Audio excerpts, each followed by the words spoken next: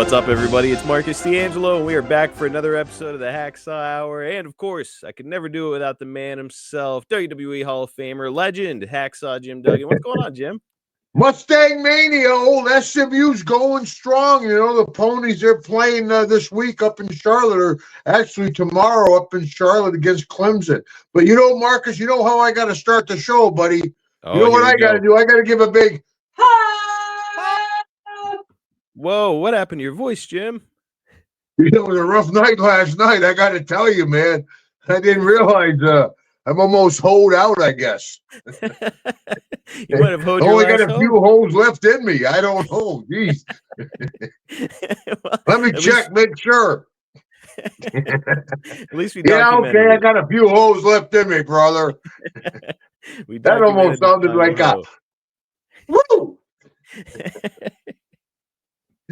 Oh, man. I don't know. All right, buddy. How you doing, man? I'm good, man. I'm good. Boy, glad to be back here recording with you. And as this episode, after talking to Jake, and then there's talking to Daddy, huh? What? A bird. Hacksaw, you revitalizes me whenever we talk. I got to give those guys a hard time. They're two of my best friends, Ted and Jake. Of course, anytime we see each other, like, holy shit, you're still alive, brother. I know. You know, I was in the hospital. Jake called me. He goes, Duggan, you can bump up your prices now. I'm like, thanks, buddy. I appreciate it. Yeah. I think that your fans across the pond are going to like what's coming next for you, Jim. We were just talking here before, and coming March, you're going to be over there in Europe. You're headed to Germany. You're going to be in Aberdeen, Scotland. You've got some dates in the UK. Jim Duggan, still out there going across the world. It's amazing, the worldwide appeal of professional wrestling. It is crazy. You know, I told you before, every state in the union, every province in Canada, and 30 different countries I've performed in over the years, you know. That's when I see the NFL guys. I'm like, yeah, world champions. Where in the world do you guys go? They're like, we went to London. I'm like going to the West Coast. Are you kidding? Nobody knows Tom Brady down in Christchurch, New Zealand, but they'll go, oh, give it to me, brother. Come on. Oh, you're kind of slipping, Marcus. I'll tell you, kid. This is the big leagues. There were people online criticizing my hoe, Jim. My board is long and hard. That's quite a piece of lumber you're working with there, Jim. Thank you very much. You just see when I get excited. Well, after prostate cancer, are you kidding? Well, I'll tell you what. The hardest thing around here is my head. Well, I'll tell you what's got me excited, all worked up, Jim, and that's you like that transition? Don't tell that story, Mark. Holy shit. Oh, you're going to tell something else. I'm sorry. That's like, holy. You know, that one time we were up there in Pittsburgh together. I don't want to, you know. Neither one of the wives know that story, brother. What the hell? You almost killed us both. We got to kayfabe that one, brother. But no, what gets me excited, Jim, is all the fan questions that we've got for you today. It's another Hacksaw Mailbag. Man, I cannot wait to get into these. Are you ready? Oh, yeah. I love the questions from the folks. Sure. All right, let's do it, man. So the first question we've got this week is from Willie Horton, I think is how you say it. And he says, thoughts on Jerry Lawler? Jerry's quite a guy. Yeah, I never worked for Jerry and very seldom worked with him in the ring. But, you know, he never partied. He had his own little deal, which was the young chicks. He liked young girls. That was no secret. You know, I guess who doesn't? But he might have liked them a little too young. But what a great worker, obviously, Jerry the King. And then he just took over announcing. Him and Ross together, probably they think the greatest announcing team besides Bobby and Gorilla. That's debatable. Yep. But actually, they teamed up, me and the King, at one point in the WWE when DiBiase's kid and Dusty's kid. What's that kid's name? The world champion, Cody Rhodes. Yeah, he might have a future. I'm not sure. He did okay. And thanks, Duggan. Hit the road, kid. There you go. But no, they put me and the King together with Dusty and DiBiase's kid. And I thought they were going to run with that a little bit, but they didn't take it anywhere because it would have been great. Two old timers against two of the sons. Yeah. But it didn't do it. But overall, Jerry was a stand-up guy, man. I know people that work for him might have a different opinion. I never worked for the guy. I was just been in the ring with him a few different times. But I got to admire his work. Absolutely. Great worker. And yeah, to your point, I know that a lot of guys went and crossed through the Memphis territory or the USWA on their way to the WWF or WCW. Some of them have really fond memories and good things to say. Some of them, maybe not so much. Yeah, I mean, everybody's got a history, and everybody doesn't get along with everybody. Nobody gets along with Jake. You go through Jake's friends on his phone, he's got my number. I think I might be in there. We'll see. No, well, you're on, maybe not on the friend part, but on the other side. I'm sure. Are you kidding, Dad? Jake, as everybody, he was the groomsman in my wedding. Yeah, scared everybody to death here in this small town of Lugoff, South Carolina. People were walking around with crucifix and holy water. Showing up with his mullet and leather and just wow. It had Cheryl with him too. She was in leather. They were in a Southern Baptist church. Are you kidding? There was a small fire in the steeple as they came in. Holy water started boiling. But the whole thing didn't burst into flames. Next up, we've got Kiki3270 who asks, "Did you like?" Yes, that's the name. Kiki. Go ahead. All right, brother. He asks, "Did you like being on Duck Dynasty? How was that experience, Jim?" Oh yeah, I had a great time on the Duck Dynasty. I had a really good time with those guys. Of course, remember now, Mid-South was strong down there in Monroe, Louisiana, and those guys are in West Monroe. So as kids, they would come to the show long before they were superstars. And, I would play, mess with them, get pictures with them and stuff. So they mentioned me many different times on the show. As a lot of the pop culture shows, Psych and some other shows, they mentioned the Goldbergs, they mentioned wrestling. It's amazing the crossover there. But a whole other story. But anyway, so they called me and asked, I want to be on Duck Dynasty. And I'm like, yeah, sure. So I flew into Monroe, went out to West Monroe. And I tell you, it's so much. The only thing was, if you watch the show, they got a ring set up, and I'm going to be the special guest. And this is not that long ago. I'm kind of an old timer, and it's freezing cold.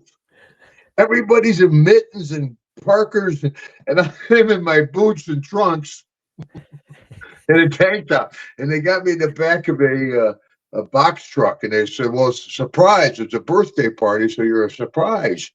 So when we opened up the back of the truck, we want you to jump out of the truck and surprise everybody, So, I'm in the back of the truck like, Jesus. And I said, there ain't no way I'm going to jump out of this truck, fellas. I got to tell you, man. It's, 4 feet off the ground. Mike, I had 4 knee surgeries. I'll be probably broke to pieces. I said, I'll get the edge of the truck. Oh, cut to the crowd. I'll lay down. I'll roll out of the truck. But anyway, I went out, we did the shoot and everything, but those guys, I've done a lot of different shows with a lot of different superstars, and those guys, they sat with the crew, the camera guys, everybody else at lunch. Everybody all sat together at lunch and everything, and they had me, I stayed over for dinner, and one of the very few times, Deborah will tell you, I count on one hand that I stayed an extra day just to stay, and stay with him, and Phil, right, the pop there. He's in his camouflage rocker, and he's rocking away. He's like, Hacksaw, have you ever been baptized? I said, yes, sir, Phil. I was raised Catholic. I was baptized as a baby up in Glens Falls. He goes, that doesn't count. We got to baptize you again. I'm like, well, Phil, that'd have to be another episode. But I had a great time. Those guys were genuine people. Had fun and unbelievable to see them come sit ringside and become the stars that they've become. A lot of people like that. Yeah, people grew up with wrestling. How cool. And, not to mention, we've talked about him here before, but Matthew McConaughey, a big Hacksaw Jim Duggan fan. Yeah, which my daughters very seldom they get excited, but holy smoke, Matthew McConaughey likes saxophone. And I did one spiel with him, and it didn't work. The was a video deal with the WWE, and they put it together. It didn't work. Oh, yeah. Was there like an audio issue on your end or something like that was going Oh, on? they put the heat on me, did they? It doesn't seem to bother us. See, yeah, They that's probably right. make us Duggan. So WWE Sorry, screwed up. and they're trying to push it off on Hacksaw. Get out of here. Put the heat on me. It's working pretty fine tonight. I don't know. Shit. Seems good to me. Next up, we've got House Cat, Jim. A House Cat wrote in. House cat. Yeah, my cat's in here somewhere. We've got 4 cats. We're dogless for the first time. All our dogs have passed, so we've been dogless for the first time in like 30 years. But we've got 4 cats. Mine's a one-eyed cat. Imagine that, right? That's a farm cat. I had a figure as a kitten, that I can relate. Oh. What is your favorite memory at the Biloxi Coliseum? Oh my gosh, Biloxi, the Gulf Coast Coliseum, Biloxi, Mississippi, man. And we stayed right there at the Howard Johnson's, right in the same parking lot. It was great. So you could get in the night before and have 2 nights in the same hotel. But what I remember most, I was working with Barry Darceau, but he was Crusher Khrushchev. And him and Nikolai Volkov were working together, right? We're doing the USA Russian gimmick. And of course, I'm out there and Nikolai runs down to the ring. He hooks me, boom, boom, boom. They're setting up for next week. They beat me up pretty good. And they're on the way back, and there's like this two high cement stands for the stands were up in there. And they're walking through and this guy was so upset with it because people were throwing stuff in the ring. I mean, the security's pulling people off the ring because they're beating the hell out of me. I mean, this is back when people believed it. Forget sports entertainment. It's sports entertainment. Time out. Sports entertainment. Back then, I'll kill you, you son of a bitch. I'll kill you. You hit Ricky Morton. But anyway, I'm beat to death, and I'm sitting there. I'm kind of looking out of my one good eye. I'm watching those guys. And all of a sudden, this one skinny cowboy kid jumped in between Nikolai and Barry Darceau. And they were both over 300 pounds, and it was like 2 pit bulls tearing apart a turkey. Oh, my God. Oh, jeez. It was brutal. Good and the cops are trying to pull the guy out. Back before they figured out they could sue you, Mm-hmm. And they could have you arrested. There was a period there that happened. Is there like a gray area? I miss the old days. Like when a fan comes into the ring, they're kind of giving themselves up, right? They shouldn't be able to sue Well, you. I thought so too. It's not totally correct. There's a thing called excessive force. Oh man! See, now I got to think about this, Jim. I asked one of my trainers. Eating a turkey is the way I like to look at it. I wouldn't try to do a plumber's job. Yeah, you better stay out of the damn ring if you're not a wrestler. No, actually, I wasn't in the ring. I was a blocked off aisle away, though. Close enough. I would think so if they're crossing Not the barrier. But anyway, that's a whole other story. We talked about it one time. Monroe, Louisiana. It happened in Monroe. Yeah. I hit the guy twice coming out of the ring. I just beat up Junkyard Dog. I'm blowing snot, spit, sweat. 300 pounds. Boom, boom, boom. Oh.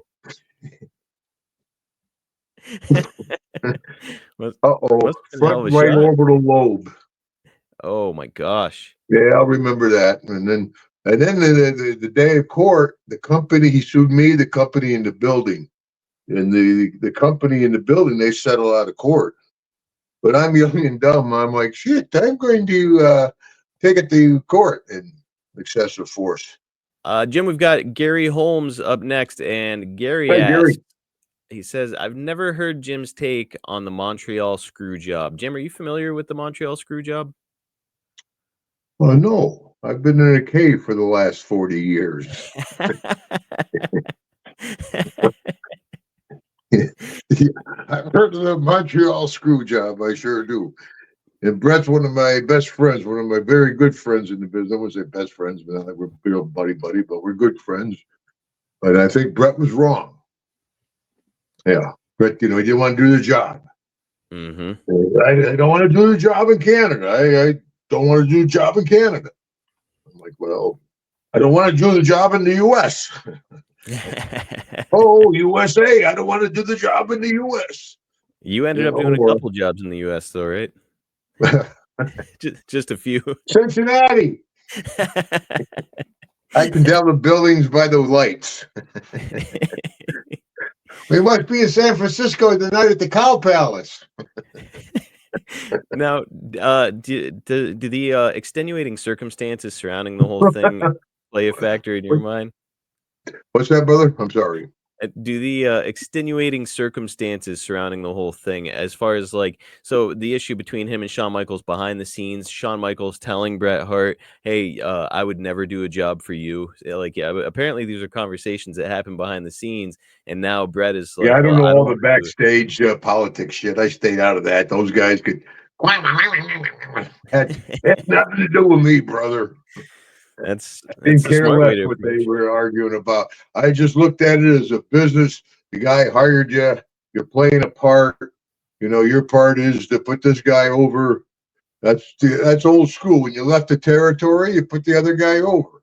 Mm-hmm. Of course, the business has evolved and was evolving then when contracts are important and $1 million deals are all of a sudden being talked about. I got $60 for TV. And so, I don't know the whole backstage bickering back and forth, and I know that Brett dropped Vince back then. He gave him a shot, knocked him out. Yeah. Shit. Vince is 20 years older. I hope he knock him out. He's tough if Vince made a comeback on him and kill his whole deal. Oh boy, yeah, that could stretch Brett. Who would have saw that coming? But no, I thought he should have gone ahead and put Shawn over without all the drama. But I know him and Shawn had a lot of history. I don't know the full reason. They probably were arguing over mirror space. Those two guys. Probably. How do I look? Jim, our next question is from a professional wrestler, actually. It's a guy by the name of Beef. Have you heard about Beef? Beef? Yes. That's what I call Brutus the Barber. That's my nickname for him, Beefer. But Beef sounds like a good name, man. Yeah, it sounds good. Beef. That's Beef. So he was actually... And if he doesn't show up at the show, everybody's going... Where's the beef? See, I know people who are... He's got a good gimmick already. Are you kidding? I love it. Forget all that wrestling bullshit. Give me a good gimmick. That'll go forever. The beef. Man, this guy, I'd love to show you some footage of him, Jim, because I feel like... Is he a big muscle head or a body guy or a good-looking guy? Not a body guy. He's just a big dude, and he reminds me of somebody who would have fit in really well in Bill Watts territory back in the day. So, drug addict. Well, I can't say that part. I don't know that for sure. Yeah. No. Yeah. Oh, good, man. Yeah, it's good to see. The pendulum swings. They're flying now. That's the big Cirque du Soleil out there. And those guys do some amazing stuff. I have trouble jumping off the second rope. I'm like, okay. These guys are flying. That's great. But now I think it's going back to, back to the brawlers. The deal. Hacksaw, what was your favorite move? Did I kick and punch? I'm a brawler. I'm not a wrestler. Brett, Shawn, those guys are the wrestlers. Brody, me, Stan Hansen, Terry Gordy, Steve Williams. We were the brawlers. Well, that is Beef style, and that actually has to do exactly with the question that he's got for you. And by the way, folks, if you are curious in seeing Beef and you haven't seen him yet, he wrestles on AEW pretty regularly. Cool. So yeah, he's moving up. Yeah, go out of your way to check him out. Love the guy. I got to meet him here at a Pittsburgh show and a wrestling show here in Pittsburgh. He actually came up to me and he was like, "Hey, I love your shows." And I was like, "Oh, wow, cool." So like we exchanged information and compared as many times as you got slapped when people come up to you. Yeah, I see your show. I've got a heat with a couple people. Yeah. Well, you do Jake's show, right? Yeah, that's where all the heat comes from, man. Oh no, I'm babyface the hell out of it. Hi. Yeah, you're the one who keeps me babyface. Yeah. But tell me the beefer. What's his question? Yeah, here we go from Beef. He says, I've been studying a lot of great brawlers, Terry Funk, Stan Hansen, Brody, Dick Slater, Jerry Lawler, Terry Gordy, Dusty, etc. What's the secret to a great brawl? I love when the brawls include a good amount of wrestling. I'm just trying to find the sweet spot for my style. Well, I love the lineup there, but I don't know how Jerry Lawler got into the heck group, man. Yeah, not really. He got Stan Hansen and Brody. I worked with those guys. I've had easier street fights and lost. Holy shit. Stan's one of my good friends, very good friends. And of course, Brody was kind of my mentor. So both those guys were super. The main thing, if you're going to be a big brawler, be believable. You know? That's the deal. You don't want to go out there. I think when the Big Show, the Giant, when he first started, he wanted to show he was a great athlete and he could do all this flying around and all the, which he is a great athlete. But you're a giant. Boom, boom, boom. When you hit somebody, you hit them. You know, if you're going to be a big brawler, be a big brawler. You know, move furniture. I always loved that, man. I throw stuff all the time. Just make sure you throw it in the ring and not towards the crowd. But I told you once I threw a chair in the ring, the ref wasn't paying attention. Boom. He went down like a sniper got him. But yeah, move stuff around. Yeah, be a bull in the china shop, brother. Now you named, I mean, gee, what a super lineup. But Jerry the King, I don't know if he fits into one of the maybe the Mount Rushmore type debate with Jerry, but as a brawler. Yeah, he had great working punches, but I wouldn't really call him a brawler, I guess. No, but hey, shit. So Jim, whenever you say make it believable, would you recommend that Beef or anybody else in wrestling who's looking to be a brawler work a little bit snug? Yeah, you want to. Yeah, if you're going to err on the plus side. Mm-hmm. You don't want to miss something, but you don't want to hurt your guy. He's not like we talked before. The guy's not your opponent; he's your partner. So you want to hit him like that, but he sells like that. Yeah, it's not how you actually hit him; it's how he sells it. So hopefully have a good rapport. Excuse me, with your partner. Now, if you're out there and you're popping him and he's like, oh, then you might want to lay one in. Remind him he's in a match. Hey, brother. Yeah, welcome back to reality. It's all BS. You're not really that tough. You're not the real champion of the world. There you go, Beef. That's amazing. Yeah, some guys, I mean, Magnum. I love Magnum, man. Magnum TA. But when he first became champion, he's like, I'm the champion. Like, sit down. Steve Williams is like, I haven't had lunch. I was going to say, he'd eat him alive. Yeah, Doc was a stud. But Magnum's a great guy, good friend. By the way, folks, and Beef for that matter, you've got to see Jim Duggan's work. I noticed that he wasn't on that list. I assume that you've already been watching him if you're writing into Ask Jim. But dude, your brawling stuff was great. We just saw. Go to that Hacksaw Duggan highlights, brother. That's got my early stuff where I was really, I was stomping long before Shawn Michaels. He kind of stole my stomp, but you can't say nothing. I'm sure I stole it from somebody. Somebody was sure stomping before me, but I used to hold on to the ropes, and I was. People, poor Mr. Wrestling number 2, he had to look at me wrestling. He's like, oh, shit, Duggan. he hated wrestling. I'm going, that's great, too. We'll wrestle it. I told you, I'm working. We hit that white hood. I hit him. I'm working. Boom, I hit him in a white hood. Man, I'm working his little red dot. gets bigger and bigger. Pretty soon the whole white mask is red, blood red, sorry, too. You know, Oops. I've heard a couple guys say that they didn't have a great relationship with wrestling too. I've heard some guys outright say that he was an asshole. Jim, did you have a good relationship with him? Yeah, the guy was kind of an ass, yeah, but I mean, I didn't interact with him that much. I mean, he lived his gimmick, that's for sure. Of course, there's a story that he wore the two mask into the 7-Eleven back in the day, and it caused all kinds of shit. It's a robbery, wrestling too. I'm two. And his gimmick was he'd give you that high knee, you'd bend you over. And the knee wasn't bad, but the slap on the back was brutal. But He's got yeah, to make that big he sound. was. I can relate. I'm an old timer now, and I was wrestling with the young guys, going, "Oh shit, this kid doesn't have a clue how to work." That's I was doing the indie shows. I'd be out doing the indies at 60 plus years old, and the kid came up to me, 22 years old, 6'5", 300 pounds. Mr. Duggan, are we on TV tonight? I'm like, I hope not, kid. No, try to relax out there. It's a big crowd. What, 300 people? Oh my gosh. Where's my 2x4? Go for the backdrop.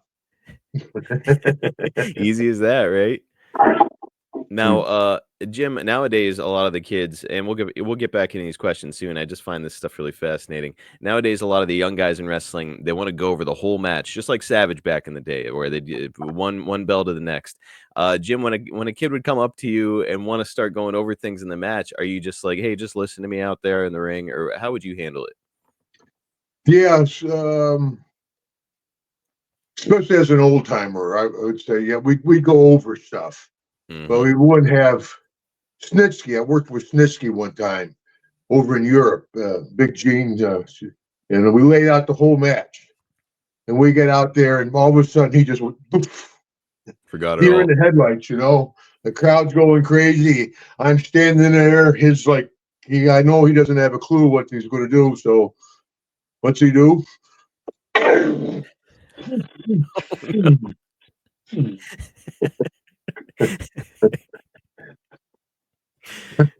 like, the building just collapsed. Holy shit. Yeah, just so people react in different ways. I didn't like to call the whole match, even with Macho, and I think Macho tolerated me, because I was 280 pounds and I didn't really give a shit.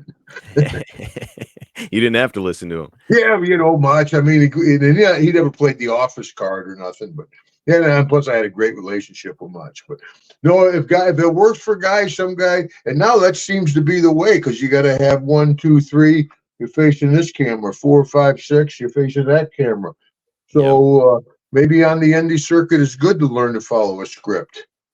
I told you I went back years ago in the WWE, and the kid comes up and goes, "Mr. Duggan, here's your script for your interview, or your verbiage for your interview." And I said, "My verbiage for my interview?" I said, "How's some punk kid going to tell Hacksaw Jim Duggan how to cut his interview?" And they're like, "Well, this is what we want you to say." I'm like, "Well, send me my check. What the hell?" Yeah, well, all right. But I lost I have a whole new respect for actors. That's hard to do, to deliver a line and you talk and he talks and keep your mannerisms. Yeah, whole new respect. Hacksaw, they let him roll. It's like Flair. You don't write that stuff. It's who the guy is. Back in the day, would Vince or whoever was producing just say like, "Hey Jim, this is the point we're trying to get across," and then just let you go? Oh yeah. You at least for me anyway. I know some guys had more trouble talking on camera. I enjoyed it. I'd talk all day. They're like, "Cut! Oh wait, I got another point." That's all right, Duggan. We got enough in the can, But then it was bad when we had George the Animal Steel was producing the interviews, and he'd be like, "No, that wasn't a very good interview." I'm like, "George, your interview is mine. You're going to critique my stuff?" Well, what the hell? No business like it. I'm glad you brought up George because, and I got to find the question. Somebody on here asked about your experiences around George. So if you can enlighten us, Jim, what was it like being around George the Animal Steel? I got along with George. Yeah, I met him as a real young kid, as Big Jim Duggan back in like '89. Excuse me, '79. I wasn't a young Jim in '89, but yeah, and he was nice to me then. And when I got into the WW, I got along with George pretty well. He lived in Florida, not far from where I lived in Florida, so we see each other on the flights a lot. He was an office guy too, though. You got to understand that there's office and talent, And some people are like, I hate the office guy. That son of a, this is his job, brother. He's an okay guy, but his job, some guys were good at their job. You got to be an asshole, and some guys were very good at it. John Laurinaitis. But you're the axe guy. You're the hard ass. So, but I got along okay with George. You treated him square. He was okay with you, at least with me. I know everybody has their problems with different people. I got along with George. Another office guy, and I promise we'll get into these other questions. Jim and I are just on a roll right now. Another office guy that I've heard people talk about before, who was working behind the scenes in WWF while you were there, was Nick Bockwinkel as a agent. I think he was. What was it like being around Nick? Had you ever met him before? Oh yeah, I know Nick. Nick, I don't think he liked me. He didn't like my style. He thought I was way too much bullshit. Didn't like the way I dressed. Didn't like the way I partied with Gordy and Hanson and Brody and Doc, and he was a flair type guy, but with a different type of attitude. I didn't get along real well with Nick. Didn't have that much interaction with him, but yeah, we didn't get along. I got the feeling like he always like a Duggan. Whenever I ask Jake about him, he always refers to him as a pecker checker because apparently he had to watch guys pee for the drug test. I don't know if you ever experienced that with Nick. Feels like a really weird, intimate moment. Well, there was a few of those. That wasn't a one-time job, man. And a lot, but they paid him a lot. Jake did it for nothing.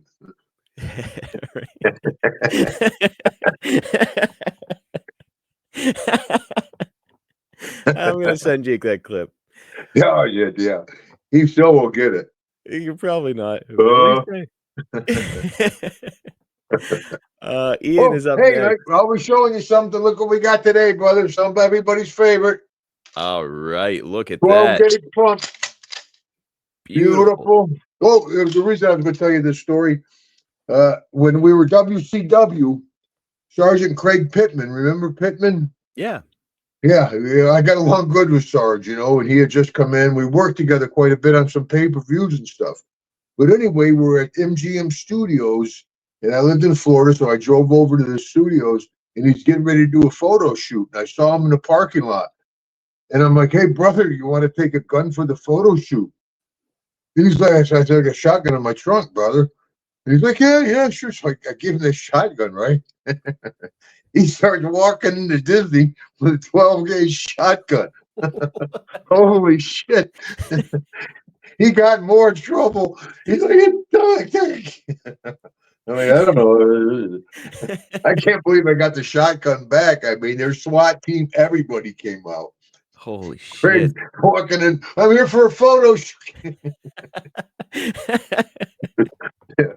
He was a deadly guy too. He was like a special forces guy. He's one of those guys that could hurt you looking at you, man. And unassuming, low key, nice young guy, relatively, I guess. But yeah, he was special forces deadly.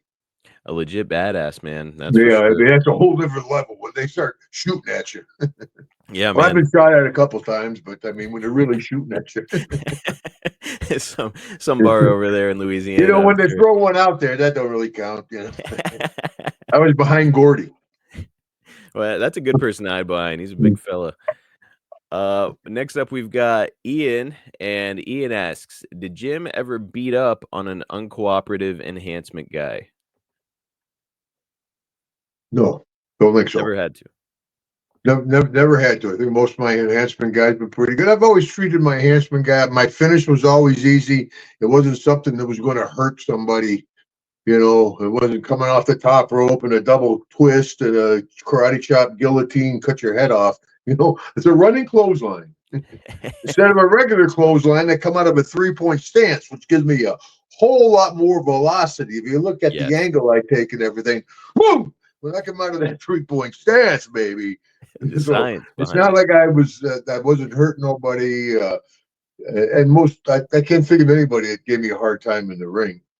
And I can't understand why they would. Yeah, why would nobody mess with Jim? That's weird. And that's the deal. You've got a gimmick for your buddy Beef if he carries a big steak to the ring or something. When they come down and they're supposed to clear the ring, when you come in with your gimmick, if they don't clear the ring, you whack their ass, brother. You light them up. Because then the next time you hit the ring, they're out of there quick. Some guys are like, I'm getting out in between the ropes. You watch that Hacksaw Nugget highlights, all of a sudden it's whack in the ass. They get moving in a hurry. Yeah, then as soon as they play my music, everybody's out of the ring about a minute before I hit that. I'll tell you what, He's Beef. coming. Get the hell out of here. Beef, I know you listen to this. You got to get like a big old like thigh bone from a steer or something. That thing Something for the beef. Yeah, it's got a good gimmick, man.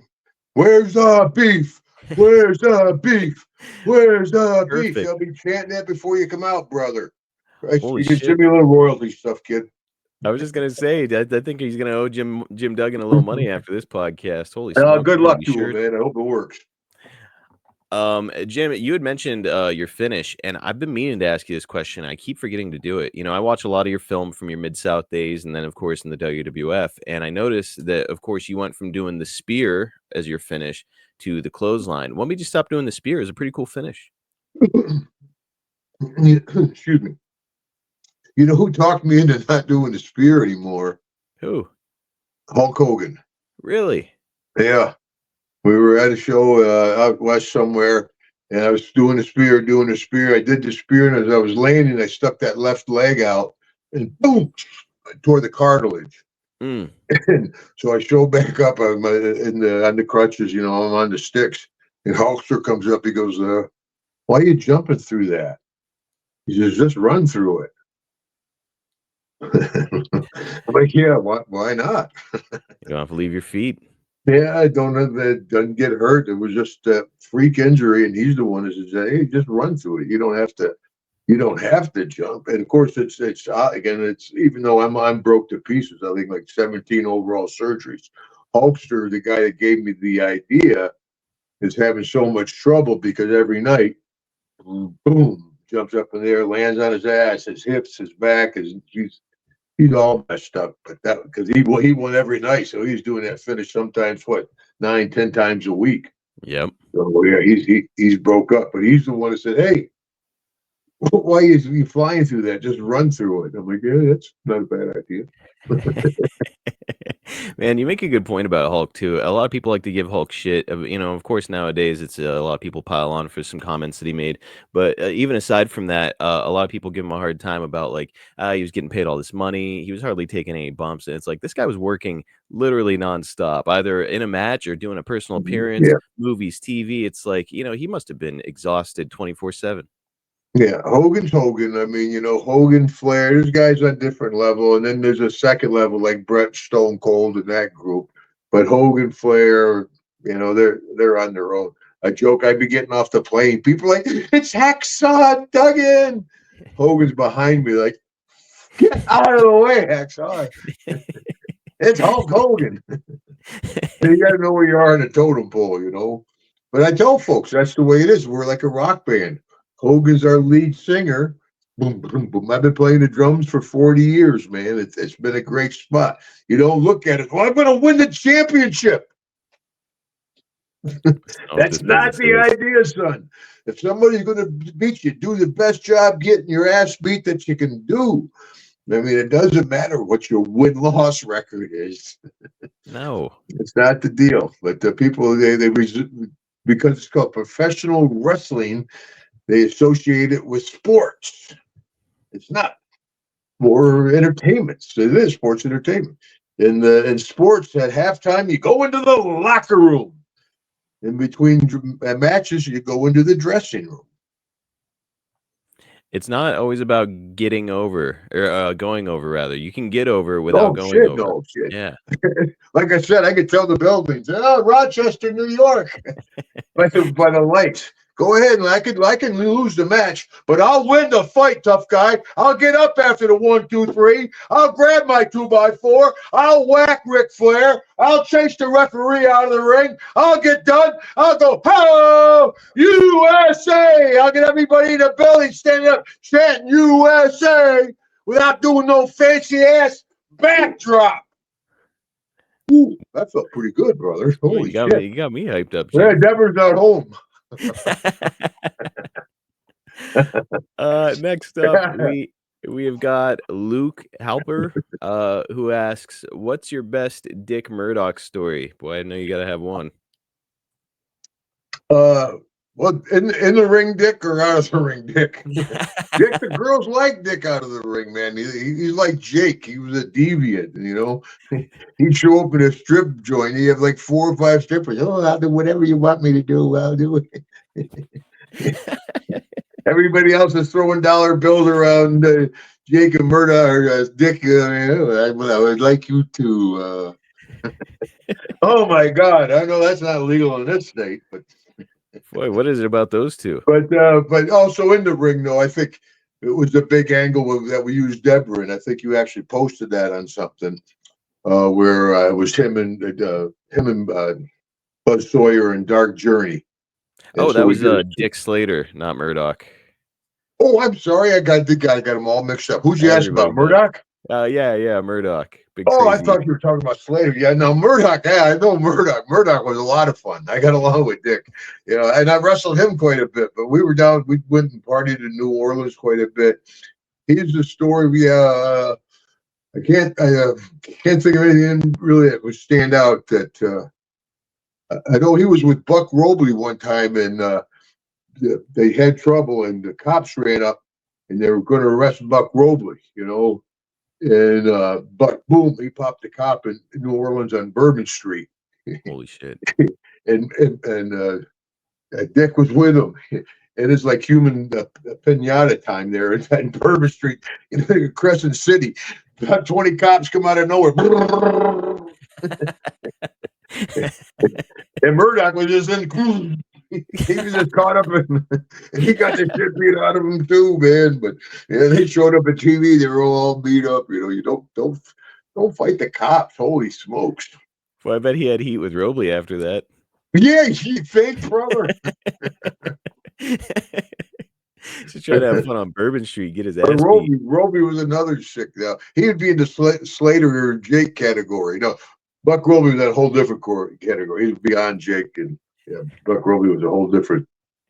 But he's the one to help me get the Hacksaw name. So not all bad.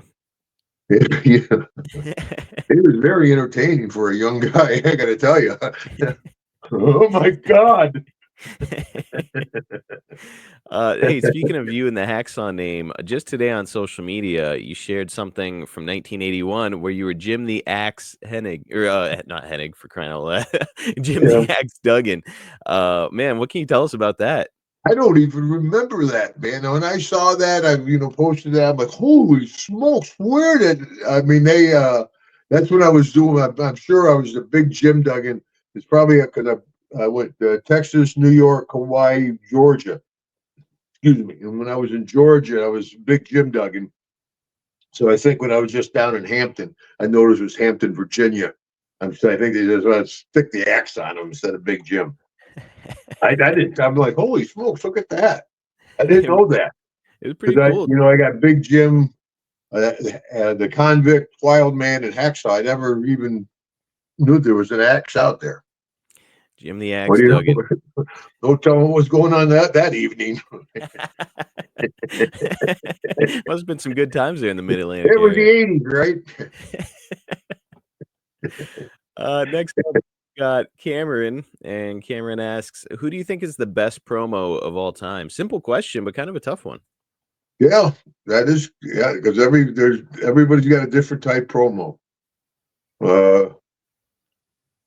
I like to yell. I mean, I like yelling. You know, I'm like my top.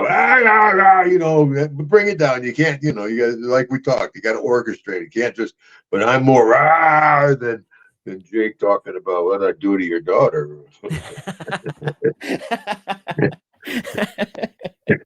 You know, yeah. So there's different styles of interviews, and of course, like I said, the two top guys have two of the best. You know, take your vitamins, say your prayers, boom, bada boom, tear the shirt off. Hogan's Hogan, and then Ric Flair. You know, to beat the man, you got to beat the man. I mean, you got the two most popular styles, the two most popular guys. Flip a coin. Yep, two that drew the most money, at least. Oh yeah, they're there, and I worked with them both. I worked with Flair more than I worked with Hogan, actually. Now, that interesting point there, Jim, is that your character, of course, really over the top and overemphasizing everything. Where Jake, very subdued all the time. When you would see a Jake Roberts promo in your head, are you like, is this the shits, or were you like, good for his thing, I turned the channel. Well, I've got some clips to show Jake here. Either that would be like nod off. No. Are you kidding? We'd be sitting backstage watching, going, "Oh my God! Oh, did you see that he just said?" I hope he doesn't mention my name. Boy, when I was with Duggan last night. Cut. When he was a heel, he was saying some absolutely heinous shit during his promos, and it's so funny to watch it back nowadays. Like, holy shit, Jake! Yeah, Jake, and Teddy, Kurt Hennig, like we talked many times before, buddy. Second generation guys are just that much more polished. You know, they're in the ring when they're 14, 15. They're watching wrestling as they grow up. You know, that's terrifying. You know, I came into wrestling. You know, I came out of football. I got 10 other guys around me, helmet, shoulder pads. Fans are 50 yards away from you. All of a sudden, you're in a pair of short shorts and patent leather boots. The fans are right there looking at you. Like, oh my God, like being a stripper. I'm like, oh my God. It took me forever to feel comfortable in the ring. It was a tough transition. And talking on camera, a lot of guys have all the physical attributes, can be a great wrestler, work great in the ring. Boom, that red light come on. I'll beat you up when I get you there. You know, Brad Armstrong was a great example. Yeah. I mean, Brad was a fun guy, great wrestler, funny as hell backstage, but froze up big time on the camera. He would have been a much bigger star than he was if he could talk on camera. So it's a unique combination what it takes. Because some guys have the physical attributes, can work, can talk on camera, but can't handle the life on the road. Yep. There's Ted's son. He was a great wrestler, going to be a huge star, but he thought his family life, his life at home was more important than the life on the road, which you sacrifice holidays, birthdays, stuff like that. So it takes a unique combination to be a star in wrestling. That's why I tell kids, you got any advice? Beefer, get golf clubs, brother. That's where the money's at, you know. Or keep the beef gimmick, though. Look at Daly. I'm gonna have to show you some of his stuff. I think you're gonna like Beef and his style. He's a hell of a worker. Cool. Jim, we'll do two more and I'll let you go. Next up, we've got Peter D, who says, "Hi, Hacksaw. Some wrestlers hold a grudge with each other years after their in-ring careers are finished. Have you seen any guys have altercations at signings? Thanks." So we know about you and Matt Bourne having issues, but he makes a good point. Have you seen other guys kind of get into blow-ups from something that happened years before? You know, the only thing I saw was when WrestleMania was down in New Orleans. This was pretty heavy. We're at the WrestleCon or WrestleCade, whatever they call it there at WrestleMania when it's down in New Orleans. We're all at the big signing. All the wrestlers are there. And Davey Boy's son, what's his name? Oh, Harry Smith. Harry Smith, yeah, Harry Smith. Well, Jake does an interview and he blasts Davey Boy because Davey Boy wasn't a good guy. Mm-hmm. You know, and I guess Jake blasted the hell out of him. You know, he buried him and called him all kinds of stuff. So Harry Smith, Jake's at the signing. Harry Smith walks up to him, throws a cup of hot coffee in Jake's face. That's ridiculous. Yeah, and Jake, I don't know if the story is Jake got up and he pushed him back into the chair or what the hell happened. Everybody was a pull apart there. But yeah, it was pretty ridiculous to throw a hot cup of coffee in Jake's face. You know, it was yeah, not a class act. Yeah, hell, just talk to the guy, if you've got a Well, problem with him. well, why even talk to him?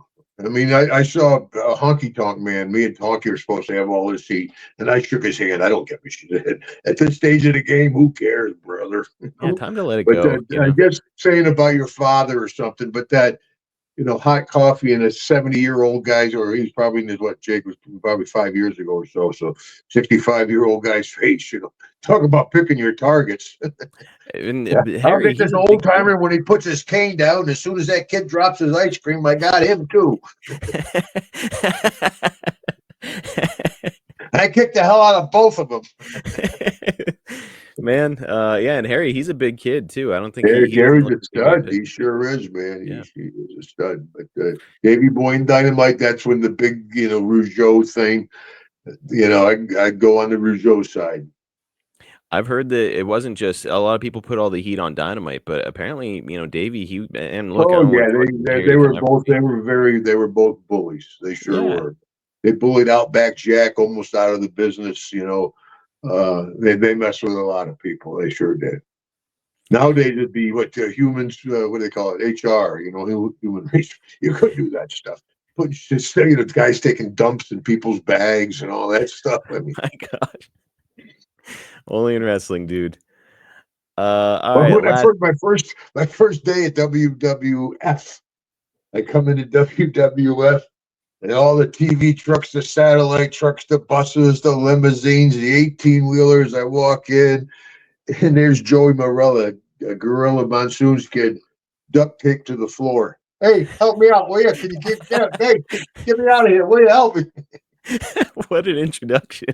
Yeah, they taped him up, laid him down, and duct taped him to the floor. Are you like, where the hell am I going to work? Where the hell am I going? You ain't kidding. Arn Anderson tells a similar story. He said his first day ever in the WWF was the day that Dynamite Kid got his teeth punched out. Yeah. So he's like, I'm just coming in the door, and first thing I see is that, and he's like, oh my gosh, what am I doing here? Mm-hmm. Yeah. Well, now it's transitioned to, now they, like I said, human resources. It even changed from Wrestler's Court. When Undertaker was doing Wrestler's Court and all that. Now that's gone. Now if you have trouble, you have the lawyer called HR. And They've gone different corporate. business. Everything changes, brother. Everything changes. It was great to be in it the time I was in it. The golden age. Probably a good thing that things have changed, to be honest. It was fun. Yeah. Probably more fun back in those days, but yeah. The guys live a lot longer, that's for sure. That's for sure. All right, we'll do one more and then we're out of here. Last All right, one. buddy.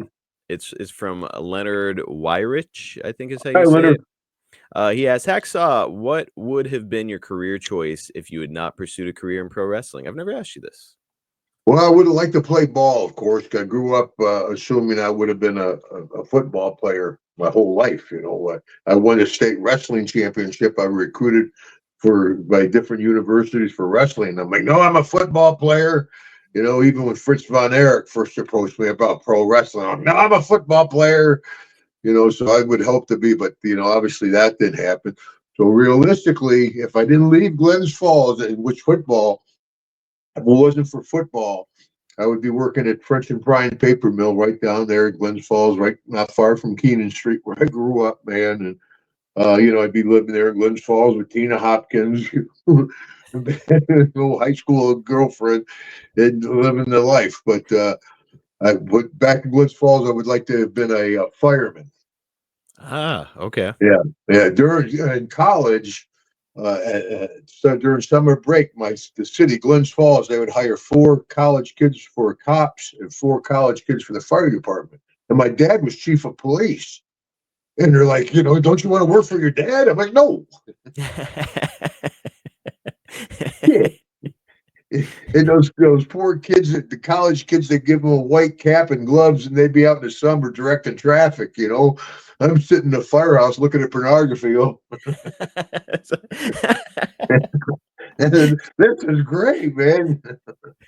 Way better And gig. then anytime anything happened, I mean, it was exciting. Back then, you were a back stepman on a pumper. They don't do that. You ride on the back of the truck. The lights and sirens. It was very exciting. I would have enjoyed being a fireman. Yeah. Man, well, I enjoyed this episode. Always cool to get to pick your brain on the Hacksaw Mailbag, and we'll be back Oh, to do it okay. Yeah, again. it's a figure of speech. We'll do it again in 2025. There he is, brother. Look at this Is thing. that a drone? That shit'll get you in trouble, apparently, even if it's over your property. I guess you can't shoot 'em. Dude, that'd be blasting away. Are you kidding? Nah, I absolutely would shoot down a drone if it was hovering over my house. But look, guys, Christmas is almost here. It's not too late for you to get a cameo from Jim. Cameo.com/Hacksaw Jim Duggan. What about HacksawJimDugganShop.com, right, Jim? HacksawJimDugganShop.com. I tell you, we got all kinds of stuff, but the 2x4s really do well, You wrap them up, people get them under the tree. They're like, What the hell is this? But if you're a wrestling fan, people got 8x10s, people got the trading cards, people got the wrestling buddies. Hey, 2x4 is something new and unique. Absolutely. And also, there's merch available at realhacksawjim.com, so you guys can check that one out. HacksawJimDugganShop.com, realhacksawjim.com. Of course, the cameo. Yeah. Man, a lot of opportunities. Well, we got to get all that together, Mark, because I know you've been helping me a lot, man. Thank goodness we got the HacksawJimDugganShop.com, because that's the main one, folks. But like I said, the others have a lot more merchandise. And also, folks out there on my Facebook, we've been trying to get Facebook back up and running. Somebody hacked the Facebook, got me shut down. So we're going to start off, me and Marcus, we're going to set it up again, start from zero, and work our way up to, Well, Jim, 200,000 people. We got a long way to go, brother. I've got a little trick up my sleeve. I'm going to tell it to you here whenever I stop recording, but we're gonna do something and get those numbers way up right out of the gate. So stay tuned for that, folks. Look at Jim's other social media channels and Jake's and Ted's, because they'll be sharing that information as well. And Jim, this was an awesome episode. I look forward to talking to you again here in a couple of weeks. Always good talking to you, Mark. It's always fun talking to you. Say hello to Piper for me. Of course, go Mustangs. And let's give them a ho, brother. Here we go. Ho! Thanks, everybody. See you guys next time.